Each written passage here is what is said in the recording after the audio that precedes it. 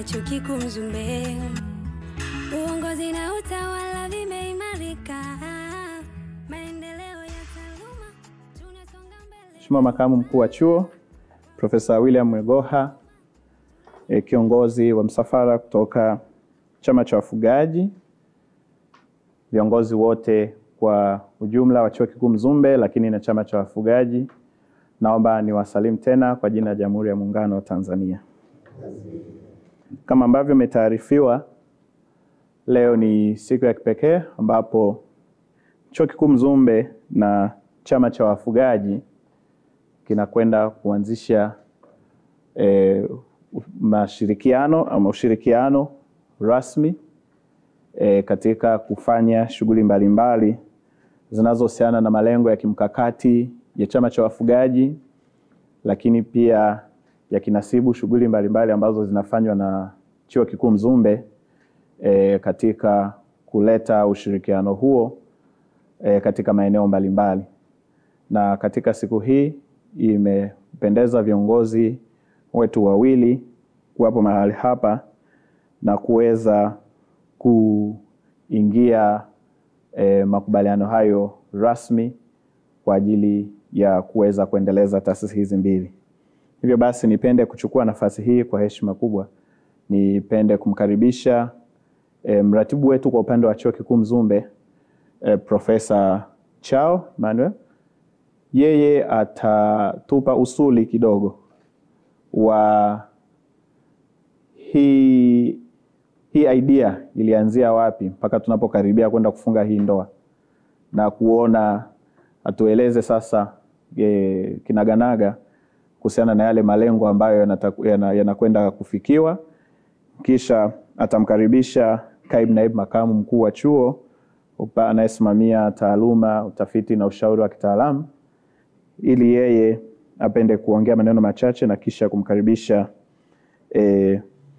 Makamu Mkuu wa Chuo.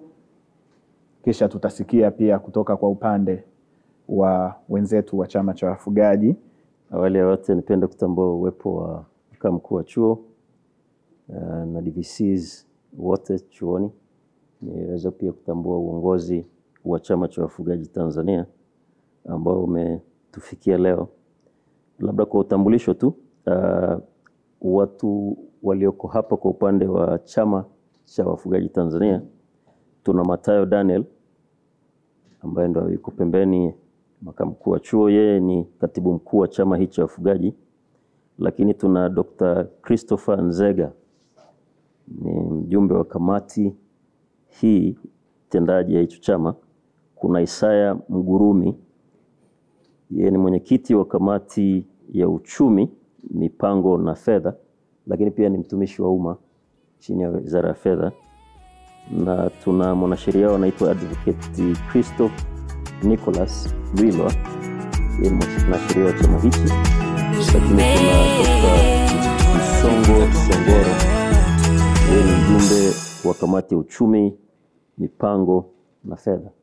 Karibuni sana ndugu zetu. Na kwa utangulizi tu, tukio hili la kusaini makubaliano yetu kati ya Chuo Kikuu Mzumbe na Chama cha Wafugaji Tanzania ilitanguliwa na kazi waliofanya wenzangu Dr. Ernest pamoja na Dr. Kisale. Niwapongeze sana kwa kazi ambayo wamefanya za awali kuweza kuleta andiko la mwanzo na kuwasiliana nao. Lakini baada ya kuona kwamba tuna haja sasa ya kuformalize, ikaona ni muhimu kupitia proper channel za chuo kwa ajili ya shughuli hii. Nipende kusema kwamba kama mkuu wa chuo, chama hichi cha Wafugaji Tanzania kinabeba mhimili mkubwa sana wa kiuchumi, tukijua kwamba kwenye eneo lao contribution kwenye uchumi eneo tu hili la kilimo na ufugaji na 27% ya uchumi. Na katika maeneo ambayo tuna mifugo mingi barani, Tanzania pia tuko kwenye list ya among top 10. Na kwa mijili hiyo, activities nazo ni kuongeza thamani ya shughuli za ufugaji Tanzania, kuweza kuipeleka Tanzania kwenye soko la kimataifa, lakini pia kuweza kusababisha bidhaa za wafugaji Tanzania kuweza kufikia walaji wengi na kujenga uchumi wa wale wafugaji, lakini pia si wafuge tu kwa namna tu ya kawaida, lakini waendelee kufuga kisasa, kwa sababu tunajua kuna mabadiliko mengi sana nchini ya hali ya hewa na pia mabadiliko ya kijamii. Kwa hiyo tuna maeneo kama 4 ambayo ambayo tunashirikiana nao, na ushirikiano ni eneo kwanza linalohusiana na utafiti, na katika eneo hili la utafiti tutaweza kushirikiana na school na faculties mbalimbali katika kuwezesha utafiti bora kwenye mazao ya ufugaji, na utafiti huu utahusiana na masoko pamoja na bidhaa zinazozalishwa. Lakini pia tuna eneo lingine linalohusu miradi, kuibua miradi ya pamoja kwa ajili ya kuongeza tija kwenye hii chama. Lakini tuna eneo la mafunzo yatakayotolewa na huduma za kiushauri. Ipo kazi kubwa ambayo tunatarajia baada ya mashirikiano haya.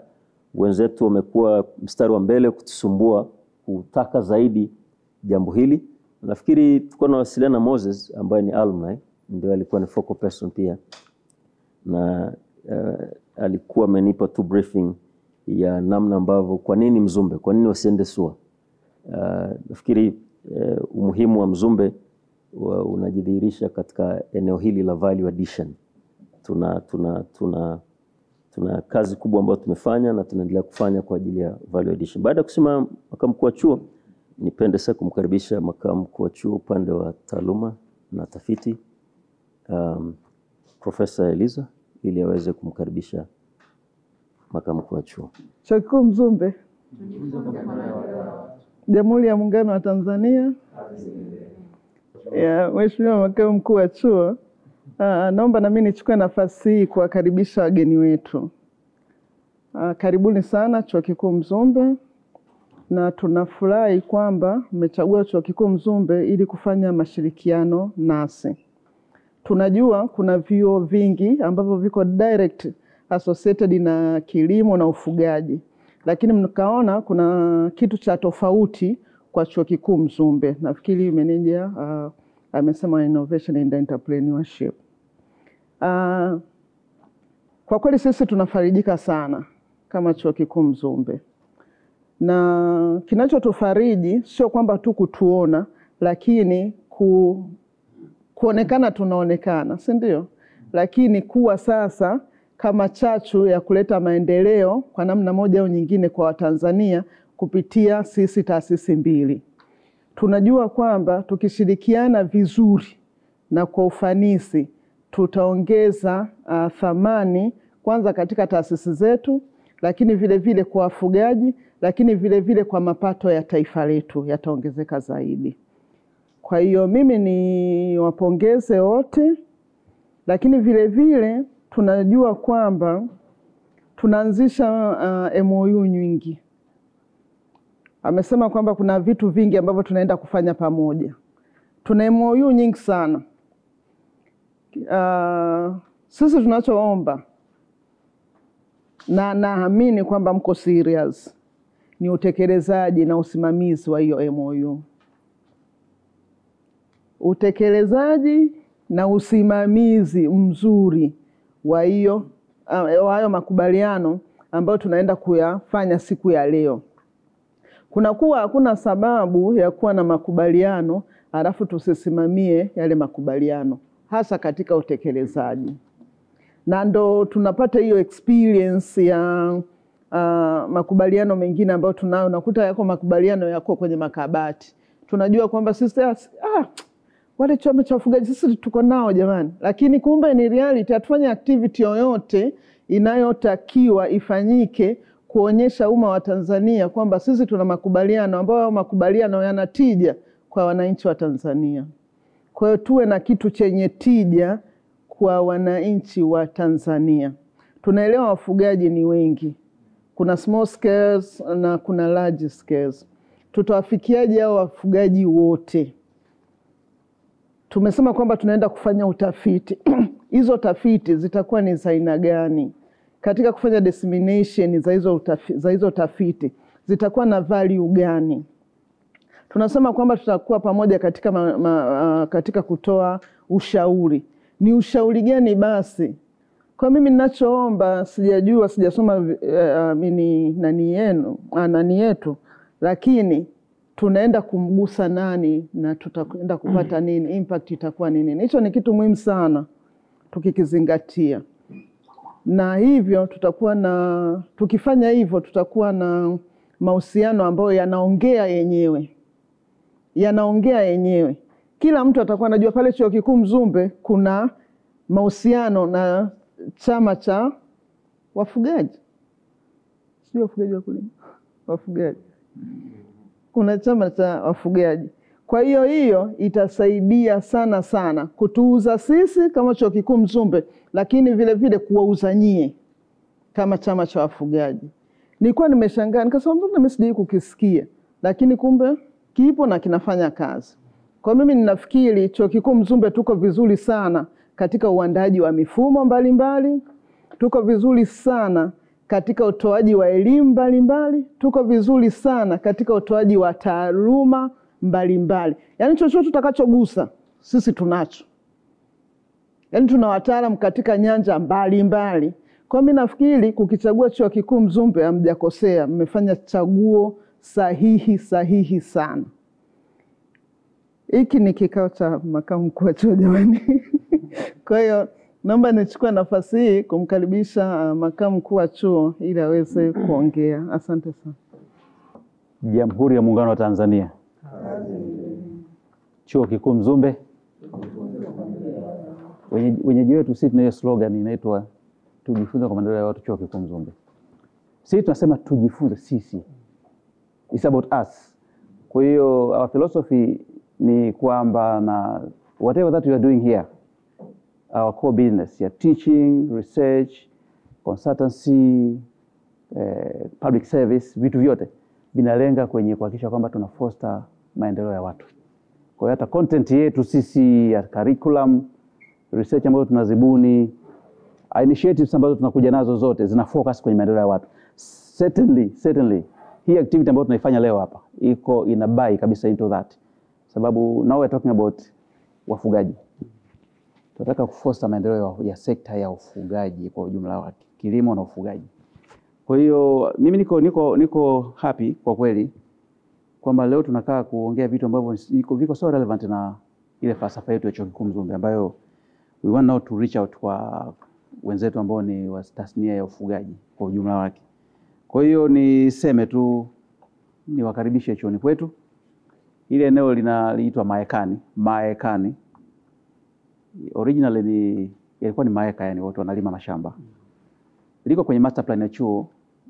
Tumekuwa na campus ya the legendary campus upande wa pili.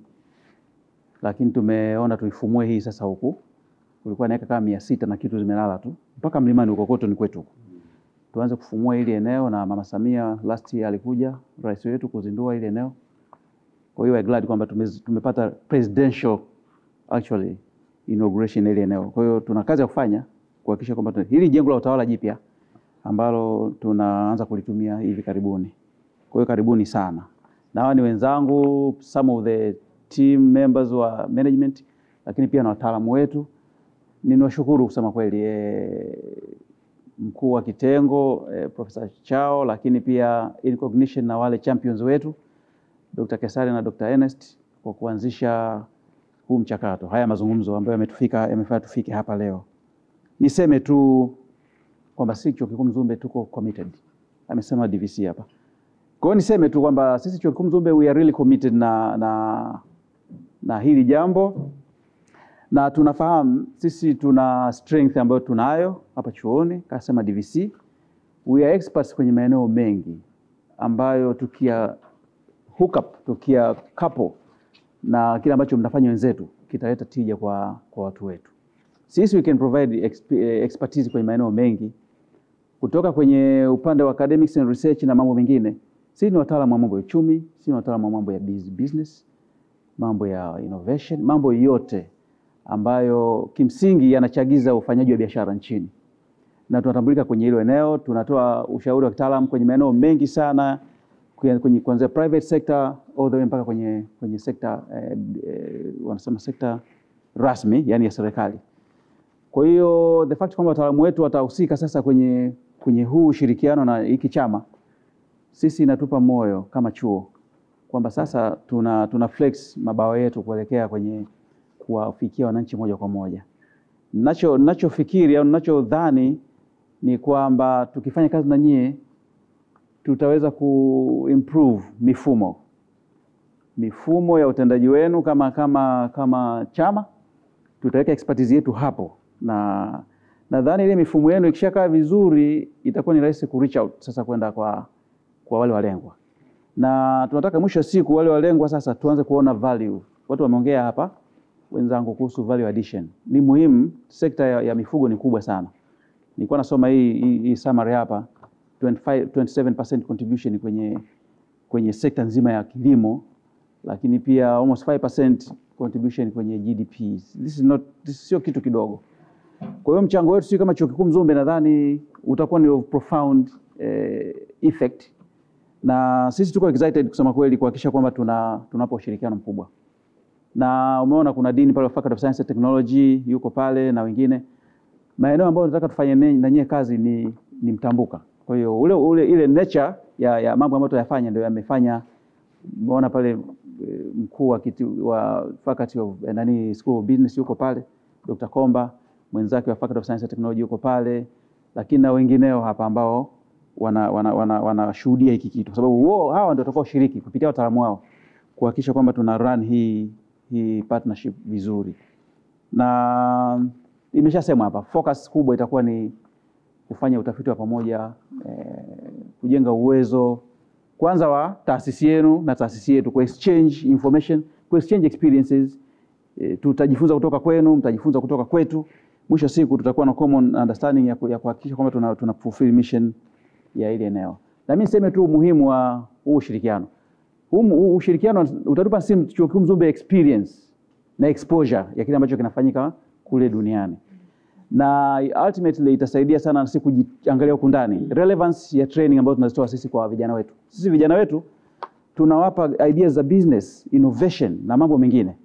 Lakini nadhani tukiwa pin kwenye sectors kubwa kama hizi, waka apply hiyo innovation na concepts ambazo tunawafundisha kwenye mambo ya business, wakaingia kwenye ile mnyororo wa thamani, then itafanya waone kwamba kile wanachokisoma hapa kwetu ni relevant, na wanaona kabisa wana nafasi fulani ya kufanya certainly kwenye eneo hili la wenzetu wa ufugaji. Kwa hiyo mimi niseme tu tumefurahishwa na hili jambo, na tuko tayari si kama viongozi from the very top kusupport hii move. Kaongea mwenzangu hapa, na huu ndio msitizo wetu sisi, kwamba MOUs lazima ziwe zinaishi, zinapumua, zina moyo, zina damu, we need that. Na nadhani tunaendelea kuinsist, wenzetu mmekuja, tumefanya sisi ndani, tuhakikisha tumejipanga, na tutakuwa tuna system ya monitoring ya namna ambavyo tuna perform. Certainly tutakuwa very interested kwa umuhimu wa hii sekta. Niwahakikishie partners wetu, tutakuwa very interested kufuatilia maendeleo ya huu ushirikiano wetu. Na tunataka tu Chuo Kikuu Mzumbe watu watufahamu zaidi. Sisi tunafahamika zaidi kwa mambo ya business, sio kitu gani. Kwa hiyo kuna maeneo mengine inabidi tupenye kwa nguvu. Sasa tunapenya kwa nguvu, moja hapo ni ile eneo sekta nzima ya ufugaji ambayo kuna mavio yanayofahamika yanafanya hiyo mambo. Watuone kwamba we are here and we are very aggressive. Na mwisho siku waone kwamba we can add something kwenye ile value chain. This is about the value chain. We may not be the scientists wa kufundisha hizo, lakini mnyororo wa biashara. We are talking about trade, international trade. Tunafanyaje international trade kutokea kwenye sekta ya kilimo na sekta ya ufugaji. That's what we are trying to contribute kwenye huu ushirikiano wetu. Na nashukuru tu kwamba hata serikali yetu sasa hivi chini ya Madam Samia, rais wetu, wana insist sana sasa hivi serikali kuhusu value addition kwenye sekta zote ikiwemo hii ya kilimo na ufugaji. Kwa hiyo ni watakie kila laheri, lakini kabla sijamaliza niwakaribishe wenzetu. Sisi huwa tunakuwa na camp inaitwa entrepreneurship camp kila mwaka, na huwa tunaifanya between April and May. Mwaka huu tunafanya tarehe 7 hadi 9 kwa sababu mtakuwa partners, mtakuwa updated ili mwe mnafuatilia maendeleo ya maandalizi ya hiyo camp. Hiyo camp kimsingi tuna assemble wadau mbalimbali kuja ku showcase ideas na jinsi ambavyo zinakuwa nurtured kuhakikisha kwamba tunazipeleka kwenye next level.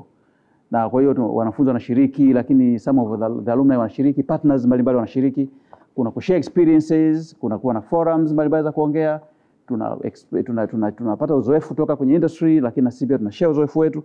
Ni kitu kizuri. I think you can generate ideas nyingi tu, na kama chama cha wafugaji mnaweza pia mkaendelea kupromote ushiriki wa youth, kwa maana ya vijana. Kama mnapokuwa mnakuja kwenye hiyo camp, basi mwape vijana nafasi ya kuona potential kutoka kwenye chama, au labda hata kusample kwenye baadhi labda wafugaji huko, tutakavyokuwa tunaona nafaa wakaja tukakaa pamoja, tuka exchange ideas, tukaona namna ambavyo we can just move pamoja. Ni washukuru kama nilivyosema pale mwanzo, ni wote ambao wameshiriki kwenye kuhakikisha hili tukio linakuwa successful kwa leo. Nimeshawataja champions wetu, lakini niseme tu kwamba ninategemea kwamba tuta move forward with dedication for achievement, lakini pia kuhakikisha kwamba tunakwenda na vision ya kwetu sisi kama taasisi, lakini pia vision ya nchi. Na kwa hiyo kwa baada ya haya machache, mimi naomba niwakaribishe na wenzangu pia kwenye hii hafla fupi, na nategemea sasa tutakapokuwa tumesign, basi tutakuwa na mwendelezo mzuri wa yale ambayo tumekubaliana kuyafanya. Chuo Kikuu Mzumbe, Jamhuri ya Muungano wa Tanzania. Asante sana, shukuru. Asante Mheshimiwa Makamu Mkuu wa Chuo. Asante sana wataalamu na maprofesa kutoka Chuo Kikuu Mzumbe. Chuo Kikuu Mzumbe,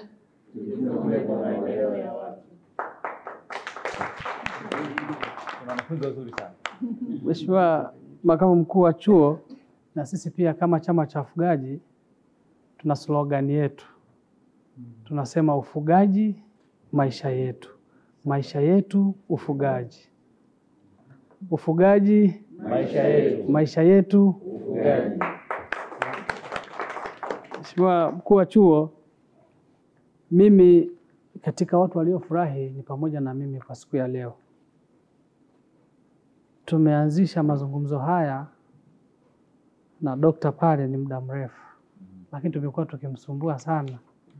Dr. mbona mambo hayaji? Ni kweli Chuo Kikuu Mzumbe mmejipambanua. Hatukuja bure. Kuna vyuo vingi sana Tanzania, lakini baada ya uchunguzi na mahusiano mazuri tukachagua Chuo Kikuu Mzumbe kuingia nao partner au MOU kwa ajili ya kukisaidia chama cha wafugaji. Sekta yetu ya mifugo ni sekta nyeti sana, lakini ukiangalia tu unaona kama ni sekta ambayo imeachwa Dokta. Lakini tumeona ni nani wa kuweza kutuvusha na kuinua thamani ya sekta ya mifugo. Tukachagua Chuo Kikuu Mzumbe ya kuwa hawa watatuvusha. Kwa hiyo hatukuja tu bure. Kwa mimi pia nitumie nafasi hii kuwashukuru sana kwa kukubali kuingia MOU na sisi. Naamini unajua sisi wafugaji hatuna maneno mengi.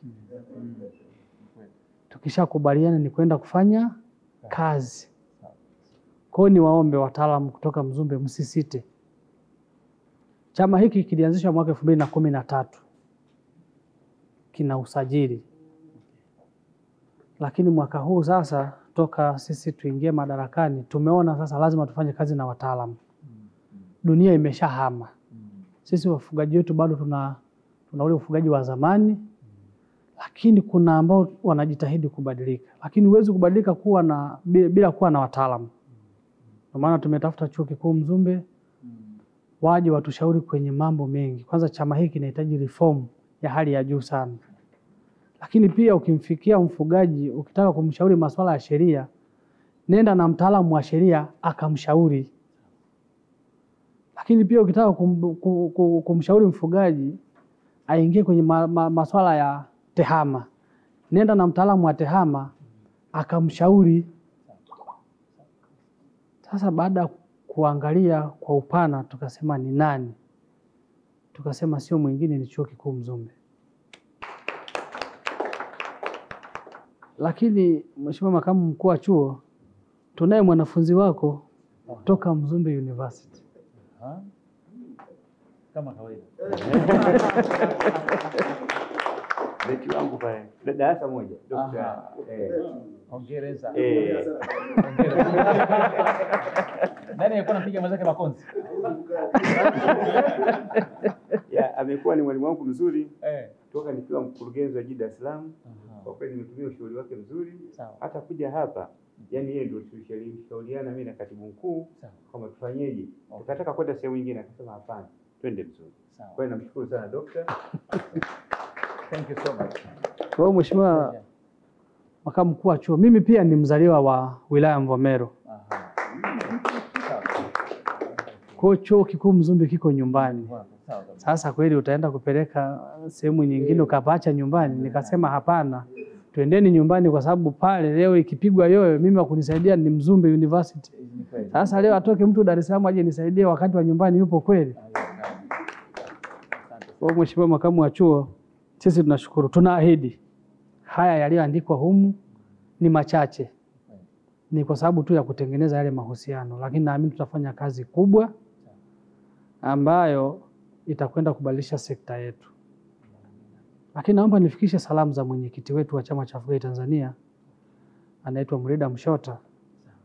Alitamani sana kuwa na sisi, lakini amebanwa, alikuwa Dar es Salaam na alilazimika kusafiri usiku kwa usiku kwenda Dodoma.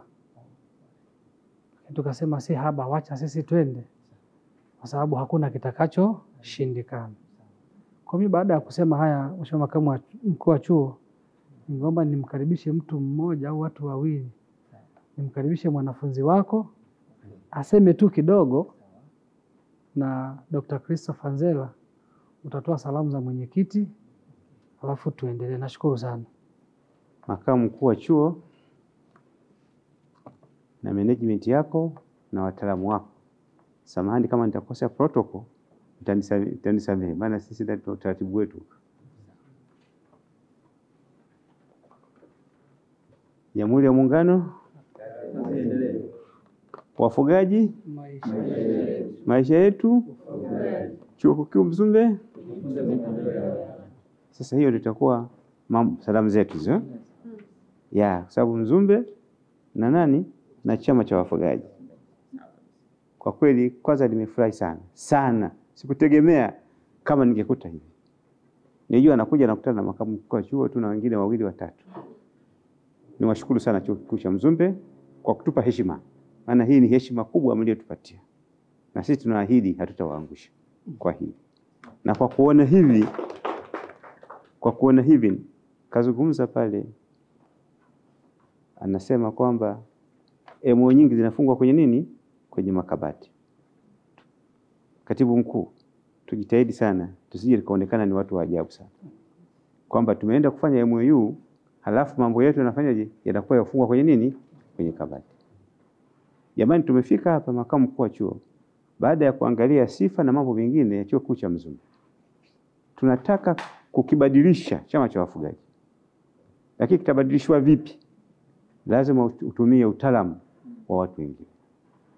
Tukaona kwamba tuna chuo chetu cha Mzumbe ambacho kinawezekana kikafanya mabadiliko makubwa nchini na duniani. Kwa sababu sekta ya mifugo nafikiri sisi ni wapili katika Afrika. Sasa tutakuwa wapili lakini hatufahamiki. Hata ukiangalia kwenye GDP contribution yetu ni ngapi katibu? 6. Kwa hiyo naona kwamba ni sekta kubwa inayofanya nini? Mchango mkubwa katika nini? Katika taifa. Kwa hiyo tukaona kwamba ni vizuri tukajipambanua kwa kutumia wenzetu. Maana inawezekana tukawa sisi tu tukakuta kwamba atakuwa ni wale. Na kuna notion moja inaonekana kwamba wafugaji ni watu ambao hawaelewi kitu. Watu ambao hawakusoma. Yaani ni sekta ambayo inaonekana kama iko chini sana na haieleweki. Tukaona hapana, tutaikuzaje? Lazima tutafute wataalamu wa kuweza kuikuza. Na hata wakati mwingine ukipeleka document sehemu fulani, chama cha wafugaji, kama mama alikuwa ananiambia, alikuwa anasema nilikuwa sikifahamu. Tunataka sasa kifahamike, lakini sio kifahamike kwa kulazimishwa. Kifahamike kwa kitaalamu. Watu wasome, waone maandiko, waone kina contribute nini, kinafanya nini. Kwa hiyo tukaona kwamba ni vizuri tukishirikiana tunaweza tukafika mahali pazuri. Kwa hiyo tumeona kwamba tuje hapa, lengo kubwa ni kuhakikisha chama cha wafugaji kinasikika Tanzania, kinasikika duniani, na tukaona kwamba Mzumbe ni chuo ambacho sasa kinasikika duniani, sio Tanzania, duniani. Sikisifii kama nimesoma hapa, lakini ni kwamba ni chuo ambacho kinasikika duniani. Sasa tukitumie vizuri, na mimi na imani tutafika mahali. Na sisi tutajitahidi, tutasikia ushauri, tutafuata kinachotakiwa kufanyika. Maana mambo mengi hapa yanatakiwa yafanyike. Kwa hiyo tutatumia utaalamu wenu, ushauri wenu kufikia hapa tunafika mahali pazuri. Nitakuomba tu makamu mkuu wa chuo usituchoke. Tukiwa tunawatumia wataalamu wa kila wakati. Tutajikita sana sasa hivi kwako. Sana. Tunataka kuona kwamba tunaweza kwenda mahala fulani. Dr. Ernest, nafikiri na mimi nikiwa mahala fulani tukakivusha chama, hata leo utasema kwamba kweli hata meti wangu anakwenda vizuri. Nitajitahidi sana kuthamini mawazo yako na kazi ya chama, kazi ya chuo. Hatutakiangusha chuo. Kwa sababu tukiangusha chuo tutaonekana kwamba wote hatufai. Kwa hiyo tutahakikisha kwamba chuo tunakipa heshima yake na kufuata utaalamu mkubwa wenzetu wanaotushauri. Tunataka tukiinue chama na mambo mengine. Hasa ni hilo tu. Tutakuwa nakuja stage kwa stage, tutakuwa tunaona na tutakuwa nafanya assessment. Kila mahala fulani tutakuwa tunafanya assessment. Tumefikia wapi? Tumefanya nini? Wapi tumeweza kuwa nyuma? Na nafikiri katika MOU inazungumza kwamba ikifikiwa namna gani inawezekana tukaterminate contract. Mkiona namna gani sisi hatuendi vizuri, msije mkaona tukawadhalilisha, mterminate contract. Sio tukadhalilisha chuo. Maana naweza kuwabeba watu halafu ikafikia mahala na wewe ukafanyaje? Ukachafuka. Kwa sababu kuna ile kipengele kinasema ndani ya miezi mitatu zaka mkaterminate contract. Basi nafikiri na sisi tujiangalia katibu mkuu. Si ikaonekana vile basi wa terminate, tuonekane kwamba sisi hatufai. Tutaongea mengi zaidi tunapozidi kwenda, lakini kwanza nishukuru sana uwepo wenu na kutujali kama hivi. Kwa kweli heshima kubwa tuliyopewa katibu mkuu, na naomba tuithamini hii heshima tuliyopewa. Na nimefikia mahala amekuepo mwenyewe makamu mkuu wa chuo. Kwa sababu angeweza kusema anakuja mtu mwingine akadelegate, alikuwa na uwezo, lakini amekuja yeye mwenyewe. Wamekuja na wale wenyewe. Kwa hiyo naomba jamani, kuthamini, mimi najali sana na heshimu sana kazi iliyofanyika. Kwa kuanza na leo tu, mimi ninashukuru sana. Asante sana. Dr. Ernest, nikiona naenda vibaya bwana nishike mkono bwana. Bwana namna gani hapa tuende vizuri? Sawa, ili tulete heshima kwa makamu mkuu wa chuo. Nashukuru sana, asante sana. Kwa niaba ya mwenyekiti wa Chama cha Wafugaji Tanzania, ndugu Mrida Mshota, alipenda kama katibu mkuu alivyosema angelipenda kuja kushiriki. Lakini katibu mkuu na makamu mkuu wa chuo nikiri tu kwamba hatukujua kwamba kutakuwa na uwakilishi mkubwa ujumbe kama huu. Na sisi tungelitambua kamati yote tendaji tungekuja tukae hapa ili tutazamane kwa jinsi hii. Kwa sababu ukweli tu ndugu Mgurumi mwenyekiti wa kamati ya uchumi wakati analeta hili jambo tuliwachambua kwa kina na tukatambua sifa zifuatazo. Mzumbe ndo tuseme ndo wanaozalisha, ni tanuri la kuzalisha viongozi bora wanaoiongoza nchi yetu ya Tanzania. Ukifuatilia ukienda hata kama ni kwa madiwani, mtu akistaafu kwenye taaluma yake akienda kugombea nafasi ya udiwani utasikia huyu ni muhitimu wa Mzumbe. Ukienda kwenye halmashauri karibu robo tatu au kwa ujumla wengi wao wamepitia Mzumbe, wenye viti wa halmashauri kuu, wenye viti wa serikali, halmashauri za wilaya wote wamepitia Mzumbe. Na kama hajapitia hapa Mzumbe kusoma kozi yao moja kwa moja, alipita kwenye mafunzo yaliyosimamiwa na watu wa Mzumbe. Sasa njoo kwa manaibu waziri, wako hata wengine nao wajua kwa majina, wamepitia hapa, mfano David Kenzile, mawaziri kama Pindachana na nani, wengi utasikia ni Mzumbe. Wakati sisi tunasoma tulikuwa tunaambiwa kilikuwa kinaitwa chuo cha uongozi Mzumbe. Ukija huku, ukirudi kule, utaenda kuwa kiongozi. Kama sio kanisani, kijijini kwako. Kama kijijini kwako utashindwa kwenye zile mila na desturi, lazima utakuwa kiongozi, kwa sababu umesoma wapi? Umesoma Mzumbe. Kwa hiyo mimi niwapongeze tu mkuu wa chuo pamoja na kabineti ya kwako kwa heshima kubwa ambayo umetupa. Na mimi niahidi kwamba mpaka hapa tulipofikia, mimi nimesafiri usiku kucha kutoka Arusha kwa ajili ya hili. Nimefika saa 11:30 asubuhi. Mimi nilikuwa nafikiri tu tunaenda kukutana na maprofesa walivyokuwa wakitaja, maprofesa na madaktari wachache. Lakini unaona nyinyi mmetuheshimisha, na sisi tuseme tu tutawaalika kwa niaba mje ofisini kwetu. Kwa jinsi mlivyo hivi mje, kama tutaweza tutawachinjia ng'ombe. Kwa niaba ya mwenyekiti wangu tutachinja ng'ombe tutakapowaalika kuja. Ni ukweli kabisa, tutachinja ng'ombe. Na si mbali, niwape tu, niwatonye tu kidogo. Tunahitaji kukutana na Mheshimiwa Rais. Na ndio maana mwenyekiti wetu hakuja leo na makamu yuko Kagera, na hivi tunavyoongea mwenyekiti wetu ameanza safari ya kwenda Bunda. Akimaliza kutoka Bunda ataenda Kagera. Na sisi hili jopo tukimaliza tunaenda Kagera. Sisi tunataka tutumie mali tulizonazo na maarifa haya machache tulionayo tuweze kufanikisha kukutana na Mheshimiwa Rais, kwa sababu makundi mengine yote yamekutana. Lakini watu watakao tumenta kufikia hiyo hatua, tutasaini makubaliano muda si mrefu. Bado tutarudi kwenu ninyi watu wa Mzumbe, mtusaidie. Niwaambie hivi, huwezi kufanikiwa kwa jambo lolote kama huwezi kuwa na maarifa ya uongozi. Hata kwenye familia kule nyumbani, familia zilizofanikiwa zinayo maarifa ya uongozi. Sehemu kubwa ambayo sisi tunahitaji mtusaidie kwanza kwenye mfumo wa uongozi. Sisi tumetapakaa nchi nzima. Tuna jumla ya wafugaji ambao ni wanachama na mashabiki wa kwetu wa chama cha wafugaji zaidi ya 4,000,000 ambao tuko zaidi ya 4,000,000 na ambao tunatarajia kuwasajili kwenye mfumo wa kielektroniki. Tulianza mwaka jana, mpaka sasa hivi tunao 23,000 tuliowasajili. Wengine wako huko maporini, lakini tunawafuata, wanakubali kujisajili, na tunajitegemea kwa mambo mengi. Lakini unaweza ukajitegemea, ukawa na fedha, ukawa na nini, lakini wewe unafuja.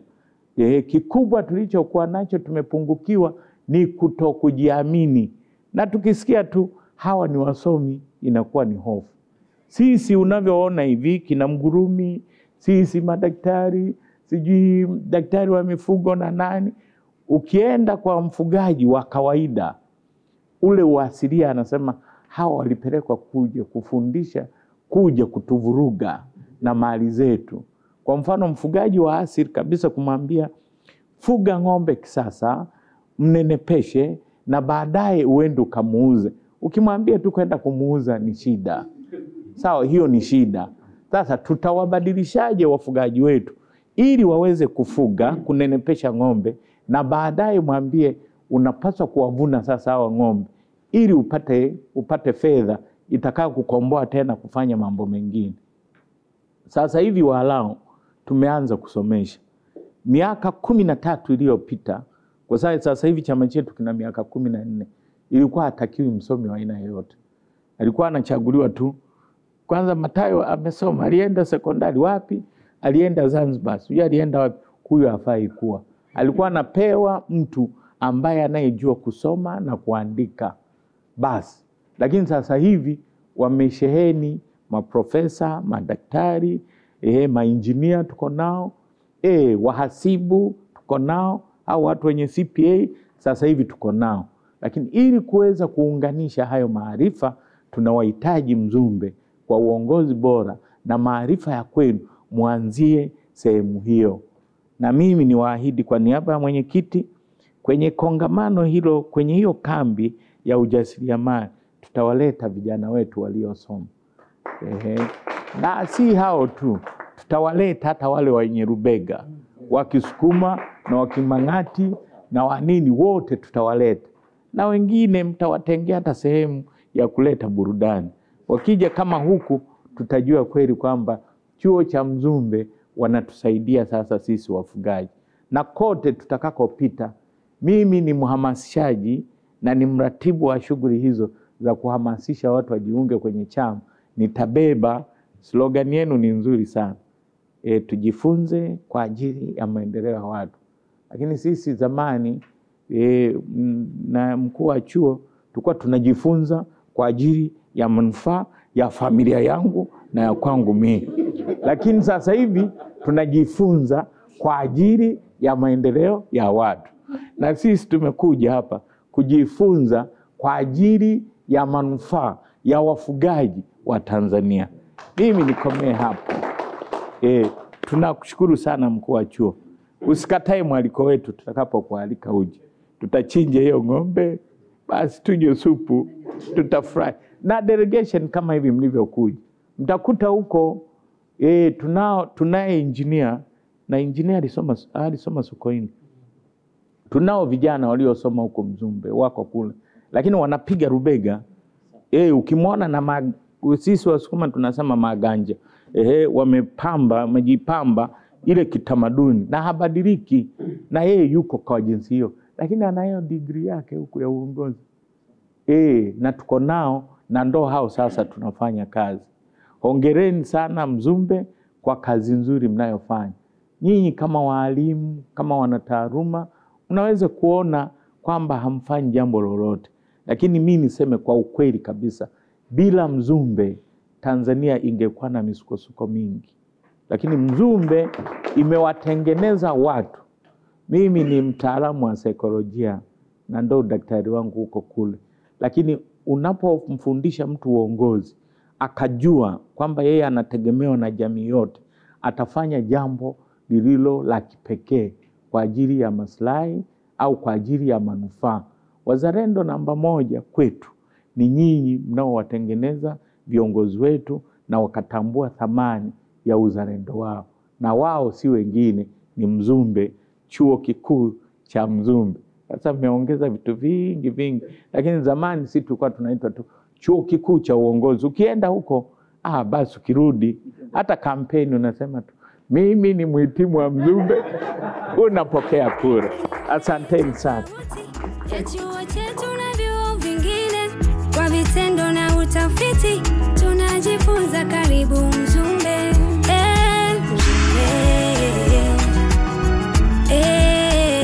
Chuo kikuu Mzumbe. Mahali ya Tanzania na tunajivunia. Mzumbe. Chuo kikuu Mzumbe. Tunajifunza kwa maendeleo ya watu.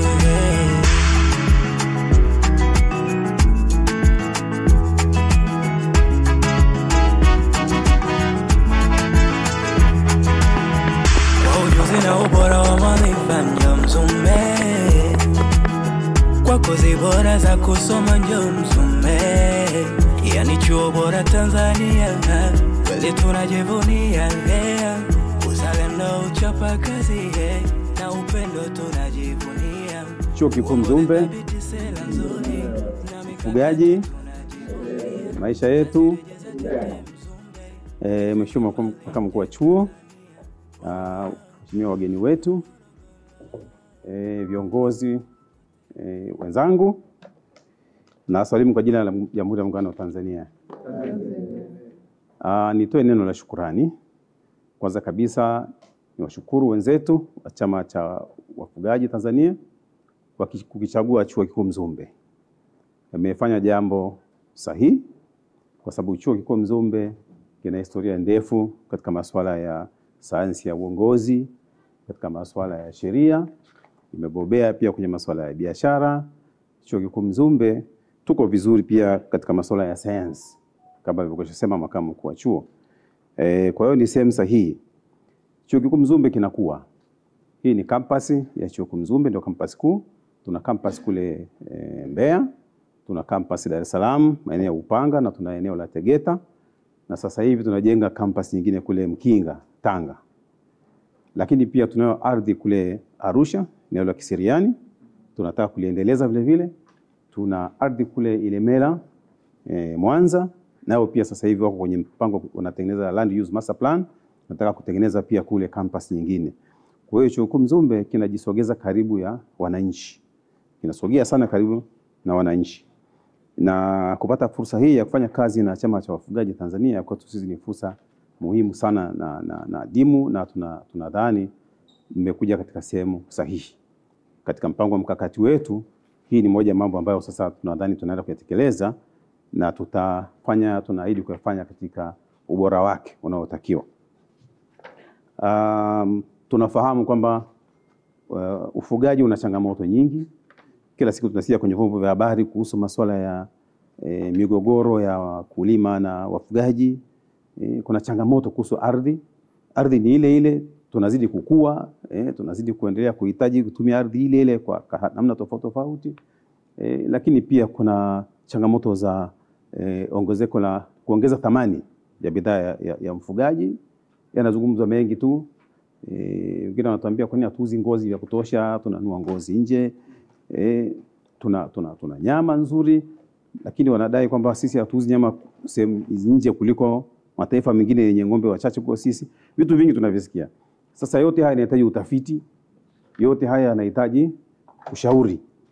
Ni mambo mengi, na sisi tuko very practical. Chuo Kikuu Mzumbe tuko katika utendaji zaidi. Nimejaribu kufikiria tu ile chache na nimeona haraka, lakini najua kuna changamoto nyingi sana. Na sisi vile vile kama Chuo Kikuu Mzumbe, kama nilivyosema, tunajifunza kwa maendeleo ya watu. Moja ya mambo yetu makubwa ambayo tunahitaji sisi ni utafiti. Ukisikia mtu anaitwa mhadhiri mwandamizi, profesa mshiriki, profesa kamili, ameandika nini? Tafiti. Sasa imetupa fursa ya kufanya tafiti. Tunategemea kupitia huko tutapata data, tutapata kuona changamoto zilizopo kwenye jamii, na sisi tuzifanyie utafiti na kutoa matokeo. Kwa hiyo kwetu sisi ni kitu kikubwa sana. Kwa hiyo nawashukuru sana, niwapongeze kwa kuja Chuo Kikuu Mzumbe. Nitoe hongera vile vile kwa kitengo chetu cha Innovation, Entrepreneurship and Industrial Linkage. Fanya kazi nzuri kuweza kuorganize kitu kama hiki. Tumekuwa sehemu ya mpango mkakati wetu kwenda kutengeneza linkages. Tumesaini MOU kadhaa, na hii ni mojawapo sasa. Lakini hii naiona kama imekaa vizuri zaidi, kwa sababu wenzetu wako tayari kufanya kazi na sisi tuko tayari kufanya kazi. Kwa hiyo tutegemee kusikia hii inaingia kwenye shelf. Tutashangaa sana, kwa sababu hii kwa sasa hii ni very practical, vitu ambavyo tunaenda kutekeleza kufanya kazi. Niwapongeze pia the Maswaliba team. Fanya kazi nzuri kutangaza chuo na kuleta shughuli ambazo ndizo core ya shughuli zetu za Chuo Kikuu Mzumbe. Inaitwa Chuo Kikuu Mzumbe, sio Chuo Kikuu cha Mzumbe. Chuo Kikuu Mzumbe. Kwa hiyo tunawapongeza wote walioshirika katika kuandaa jambo hili. Makamu mkuu wa chuo, kwa utayari wako haraka mara moja umetupa uongozi mzuri na kuweza kushiriki hapa hata kusaini tukio hili. Tunashukuru. Mwenzangu hapa DVC ARC, kazi yako ni njema. KPBC inaenda kutiki hapo. Kwa hiyo mimi niseme mengi, niseme tu tunaendelea kutimiza mpango mkakati wa chuo chetu, na tunaendelea kuwakaribisha sana Mzumbe. Tuendelee kujifunza kwa maendeleo ya watu, na tuko tayari kula nyama. Asante.